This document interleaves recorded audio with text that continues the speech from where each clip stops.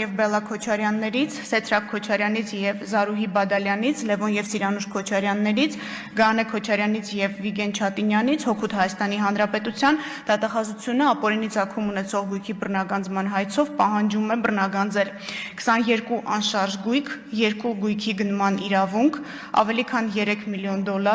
985 միլիոն դրամ արժեքով ձեռք բերված պարտատոմսեր, ավելի քան $1.4 միլիոն չափով ավանդ, 15 իրավաբանական անձում մասնակցություն, իրավաբանական անձանցից են Nairi Insurance, Toyota Երևան ընկերությունը, Target Group-ը եւ մի շարք այլ ընկերություններ, ավելի քան $4 միլիոն, 8.3 միլիարդ դրամի, 260 միլիոն ռուբլիի եւ շուրջ 590,000 եվրոյի չափով փոխառությունների պահանջի իրավունք, 2 տրանսպորտային միջոց, ավելի քան 3.8 միլիարդ դրամին համարժեք գումարով գույքերի ձեռքբերման արժեքներ եւ ավելի քան 20 միլիարդ դրամ։ Սա ընդհանուր այս պահին դատարանում գտնվող հայցագինն է Ռոբերտ Քոչարյանի եւ նրա հետ փոխկապակցված անձանց մասով։